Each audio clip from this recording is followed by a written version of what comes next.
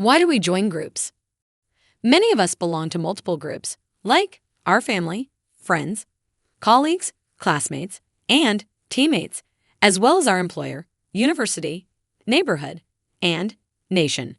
We also belong to social groups based on our characteristics, like our gender, age, race, ethnicity, nationality, hair color, and height, just to name a few. Plus, we tend to spend time with people who share our interests, hobbies, preferences, and habits. But why do we seek out these social interactions? Experts describe 3 different motives that may lead us to join groups: the need to belong, the desire to avoid exclusion, and the need to develop a self-concept. We'll focus on the first one in this video. Then you'll learn about the other needs in the next videos. Although the experts have different explanations for why, the theme of their ideas is that humans are naturally social beings, born with an inherent need to belong. Some researchers point to the fact that newborn babies reflexively stare at human faces and turn their heads toward human voices. Since they can't survive without their caregivers, it makes sense they would be born with instincts to seek out and bond with other people. In addition, proponents of the sociometer theory suggest our relationships with other people can impact our self-esteem and how we evaluate ourselves. Self-esteem serves as a gauge of social acceptance.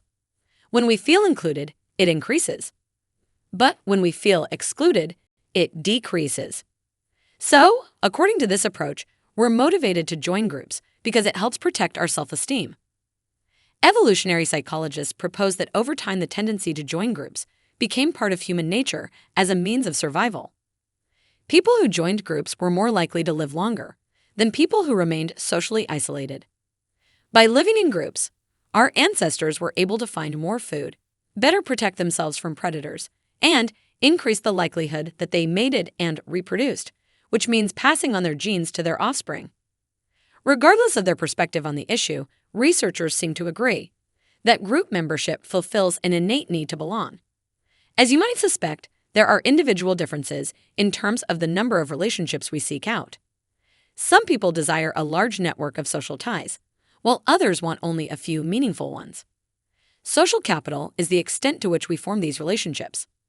The benefits of high degrees of social capital include higher self-esteem, greater life satisfaction, higher motivation, and better physical health. Of course, there are times when we want to be alone and away from the distractions of social interaction. For instance, when we're embarrassed, stressed, or angry. When we want to recharge, or when we want to unleash our creativity. While these short periods of isolation can be beneficial, long periods of loneliness can be detrimental to our health. Anyone who has watched a few episodes of the television show Naked and Afraid has witnessed the effects of prolonged social isolation. The producers followed 2 contestants over 21 days as they try to survive in the wilderness with a single tool of their choice, but they're both naked. After just a few days of isolation, some contestants begin to show signs of loneliness, like depression, confusion, and other psychological trauma.